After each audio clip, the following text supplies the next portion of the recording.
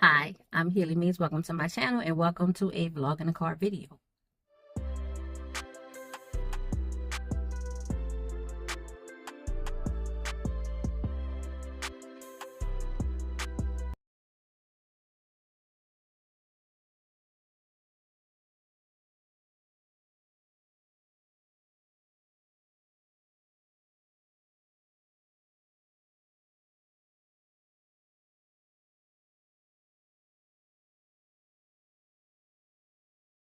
Ladies and gentlemen, how are you doing today? I'm doing fine. I am in the parking lot of my favorite place in the whole wide world. The illustrious, the glorious, the ever reliable and affordable and dependable USPS. I checked my post office box today because I was watching a YouTube video yesterday and the person was talking about receiving Epic Gardening Greenhouse member seed packs. And I was like, I'm an Epic Gardener Greenhouse member. Where's my seed packs? I checked my email, y'all, because I'm not the best at doing that. And on June 1st, they sent the email saying, hey, your order is being prepared, it's being shipped. Well, y'all, this been sitting in my post office box. But you know what, though? I think I checked my post office box probably the day before or maybe the morning of the delivery and just haven't been back since. But I've been back today, y'all. And I have it. You know what, y'all? Let's just go ahead and just do this right here. Here's a little pamphlet with a message from Kevin. And I think it tells you about the package that you're going to get. So it has purple plum radish, golden sweet snow peas, and Kiss Zanzibar safflower, QIS. And I like this. So it's basically the information that's on the front of the seed packet that's on like this thing right here. That's on the booklet. We're getting these seeds before they're made available to the public. Here's the packet, and see, it's plain. It's before they even put the full information on the packet. So that was the radish purple plum. This one is the Zanzibar safflower. And then this one is the golden snow pea, golden sweet snow pea. This is how they look. Show it to you right quick. I didn't have anything else in my post office box today. Y'all, just a reminder, if you want to send me something, whether it is gardening stuff, natural hair stuff, electric vehicle stuff, or if you just want to send me like a little card or whatever, just to say hi, my post office box and all that information scrolls below all of my videos, and it's in the description box. Now let's get out of here, and I'm gonna chat with you a little bit on the drive to my next event. Now, 4 people backing out at the same time, of course, right where I'm parked. I'm not gonna stay on here too long. This video not gonna be too long because the phone is in the sun, by the windshield, and I don't want my phone to overheat. I need to be getting my phone repaired, y'all. I dropped it and cracked the face of it, and I think the only reason the glass didn't like 100% break is because I have one of, the thin little film, the little plastic film that go over the glass. I think that's the only reason why the glass didn't shatter, because it definitely cracked. And yeah, it have the Gorilla Glass and all that stuff, but I really think it was like the little plastic film. The protective film is the thing that saved it. But I do need to get my phone repaired or replaced, because where the cracks are, it interferes with the swiping. And sometimes when I'm pressing things, it doesn't, like the haptic feedback, I just need to get the phone repaired or replaced, y'all. And I finally got a new cell phone case, because that's one of the reasons why the phone got so much damage. A piece of my old case cracked. Like, how they have the cases where it's the back and then they just have the little plastic little thing that fits it in. Well, that cracked and broke. And somebody bumped into me and I dropped my phone, and then that's what made the phone crack. So I have this cover. I got this off of Amazon, y'all. I like this. It has a spot for ID cards or credit cards or whatever. It has like this little rubber piece that you put the phone in, but it is nice and snug. Like I can hold it like this and the phone won't fall out. So I like that. And then it's made to where this is actually a little stand and you can stand the phone up. That was one thing that I really wanted to get. And then it has kind of like a magnetic closure. I like that too, but I really wanted the stand feature. But you know how like a lot of the cell phone stands is kind of like that kickstand.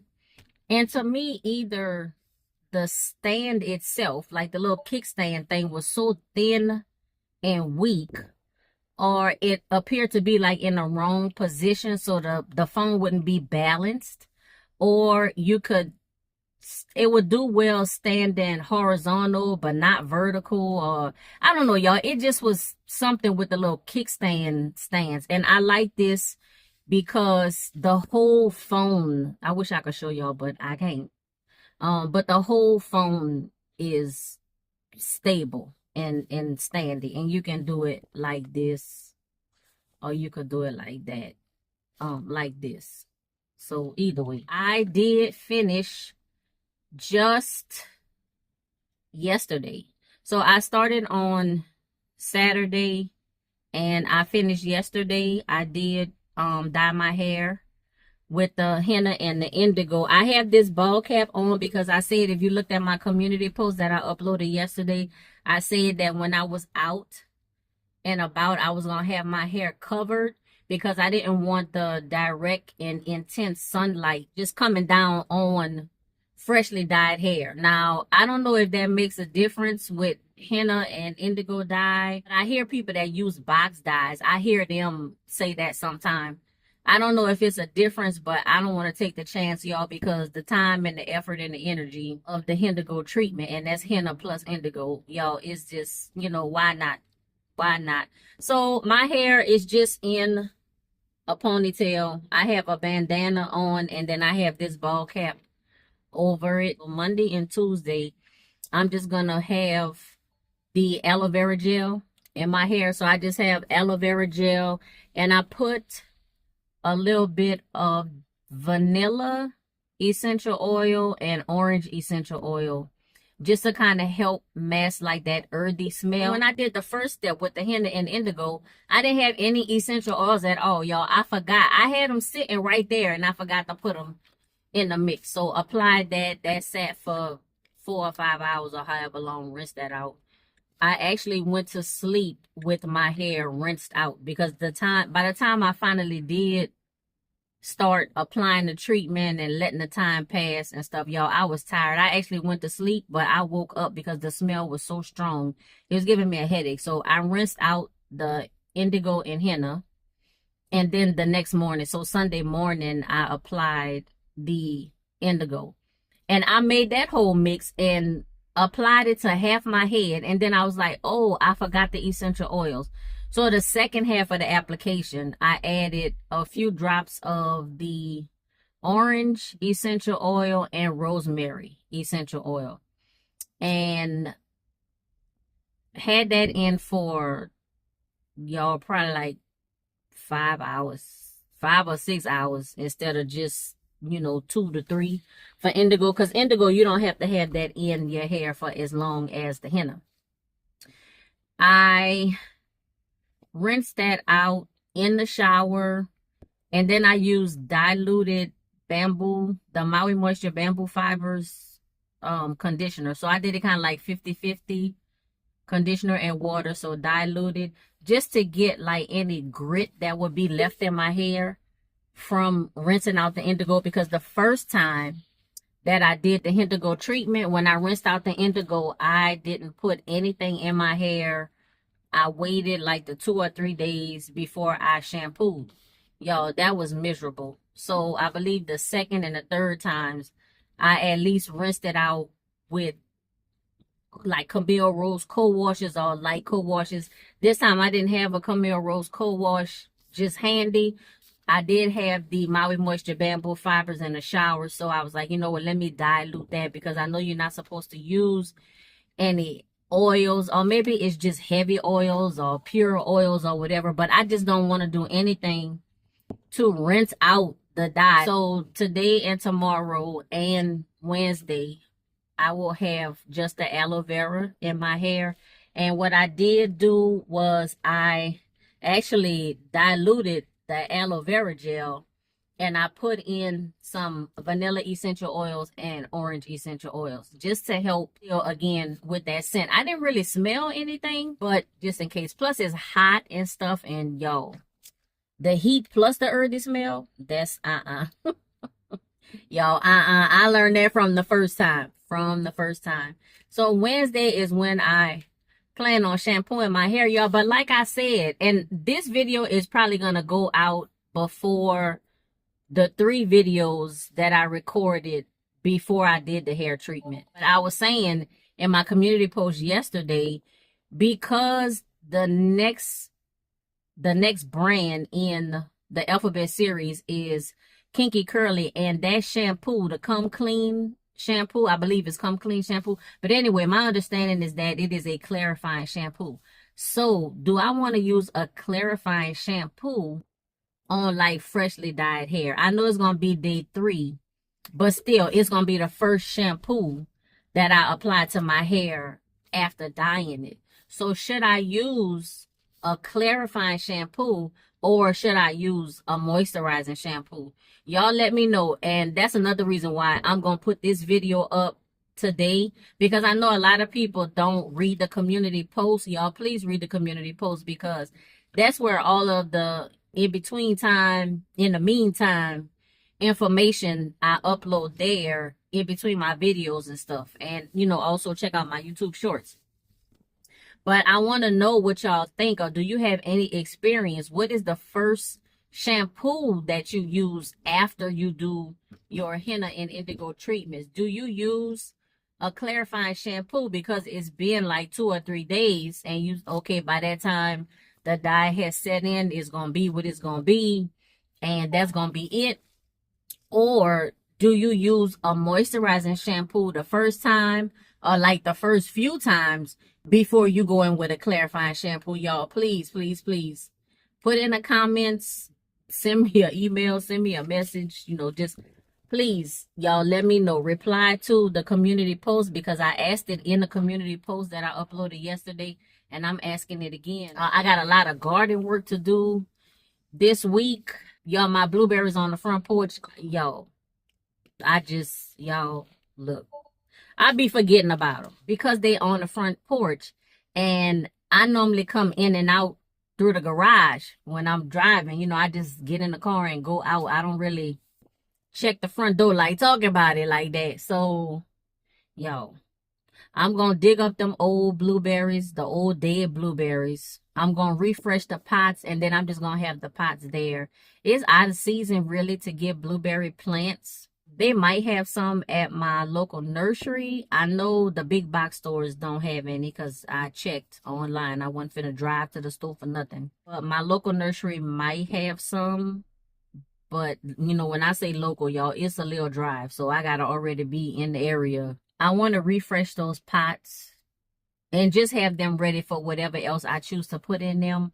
I really wish I could take the blueberries and put them in the backyard with everything else, because the pink lemonade blueberry is doing very well. And those 2 little small ones that I bought, the last blueberries I bought, I believe one was the O'Neill and one was Emerald. Y'all, one of them dead. And then the other one, like, it's on its way out, but it's still salvageable. So I need to see what I'm going to do. But everything else, the Bountiful Blue, which I have never had luck with, y'all. I have never had luck with the Bountiful Blue. It has died on me every time. And then I believe it's the Sunshine Blue. That one was doing well for a while, but that one eventually died. You know, I checked the pH, so it was good. Y'all, I don't know what it is, but they did. Yeah, I don't know, but I want blueberries, so I'm gonna keep trying. But maybe I could try some bare root blueberries, or just try like some some less expensive options, y'all, until I could get it right. And once I get it right, then I could build on there. But we're going to have to start going with like the lower price option with these blueberries until I get them straight.